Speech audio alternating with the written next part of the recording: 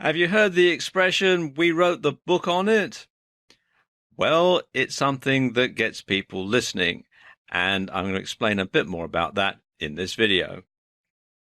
You see, being a published author makes you stand out from all the rest. Most people think that writing a book is difficult, so few people do. But the thing about writing a book is it bestows credibility. People think you must be knowledgeable if you wrote a book on a particular subject. And people will regard you as an expert. They'll seek you out and they'll listen to what you have to say. So, is writing a book difficult? Well, a lot of that depends on what type of book you're writing. Non-fiction is easier to write than fiction. And if you can write articles or blog posts, then you can write a book, because basically writing a book is just writing a lot of articles and stringing them together as chapters. That's a very good way to do it, a very easy way to do it. Of course, if you don't want all the hassle of writing your own book, you can always hire a ghostwriter to do it for you. And there are lots of places online that you can hire ghostwriters. A good site to look on is Upwork, which you can find here at upwork.com. And you can see there's lots of people here who are ghostwriters. You scroll down here, you can see some of them have got quite a lot of experience. Like this lady here has got 30 years experience in the publishing business. Down here, this lady here wrote an Amazon best-selling book for a client.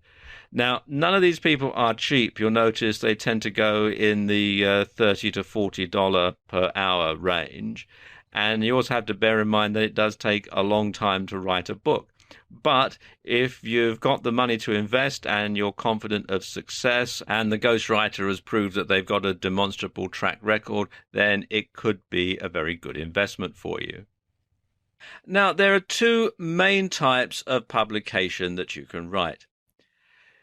And the first one is an ebook. Now, an ebook is an electronic book, and it's something that can be distributed over the internet.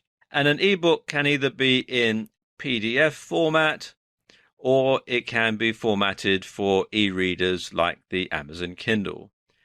And the second type of publication is a printed book, the sort of hardback or paperback book that you would buy in a bookshop.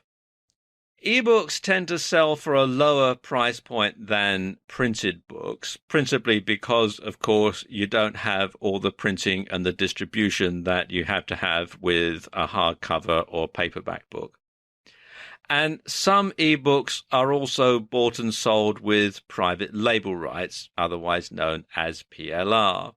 Now, printed books tend to be held in a higher regard than ebooks. And if you've written a printed book, then quite often you really are considered to be an expert.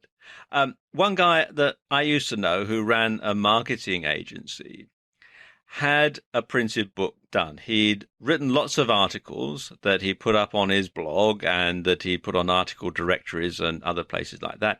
And he composed them all together, and he had them printed into a hardcover book. And when he went to pitch for offline business, he would actually hand out a copy of his book as a freebie.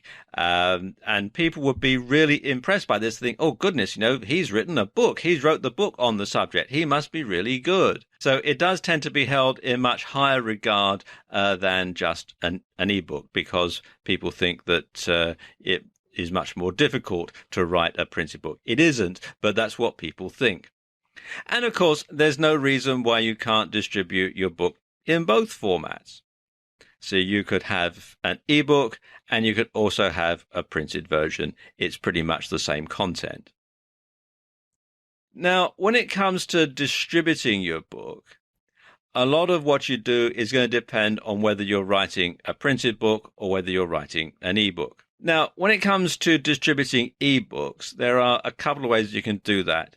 You can do so via your own website, or you can do it online via a third-party website. Now, a few third-party sites that you might sell your ebook on are ClickBank, which is clickbank.com, JVZoo, which is jvzoo.com, and if you're writing for the Amazon Kindle, you can publish it on Amazon Kindle Direct Publishing, which is amazonkdp.com. And what all these sites will do is they will let affiliates market your ebook for you in return for a percentage of the profits. And you can actually get your ebook marketed very quickly through these sites. Now, when it comes to distributing printed books, again, there are several ways that you can go. You can either do it via your own website. You can print the book off on your own printer and bind it in a comb binding and send it out in the mail.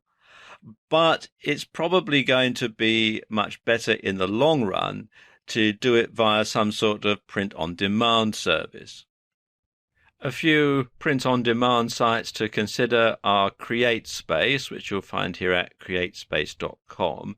And this is owned by Amazon, so you can actually sell your hard copy book through Amazon.com and get it printed on demand through CreateSpace, and it all ties together very easily. So it is a good way to get your book to market very quickly.